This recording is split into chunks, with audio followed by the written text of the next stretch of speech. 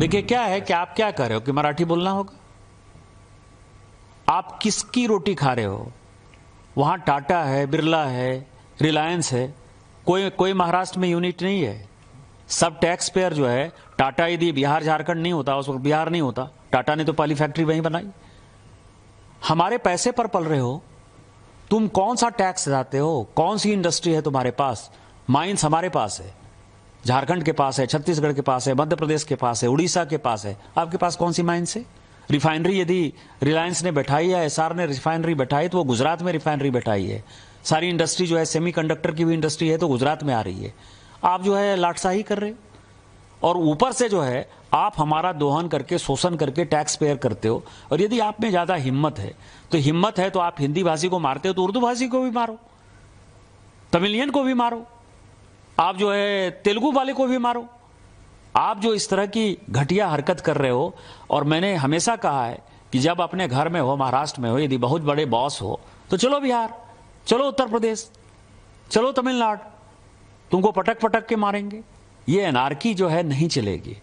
हम मराठी का सम्मान करते हैं, मराठी एक आदरणीय भाषा है, और हम छत्रपति साहू जी महाराज, छत्रपति शिवाजी जी महाराज,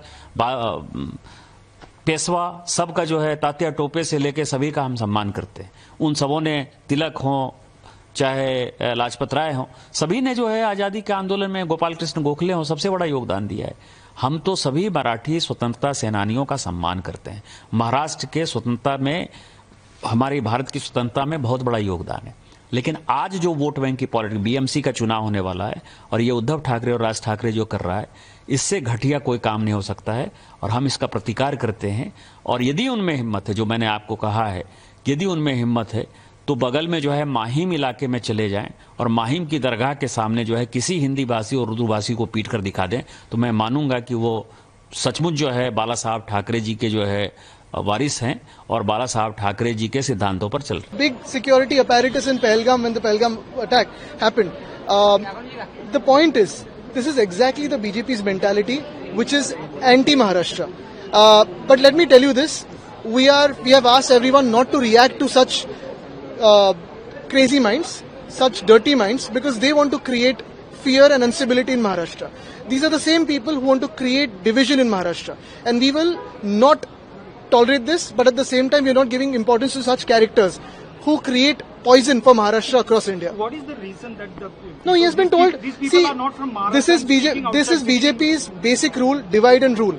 This is BJP's playbook, and they are trying to create fights in Maharashtra between Marathis and non-Marathis by trying to add to such situations. This is politics.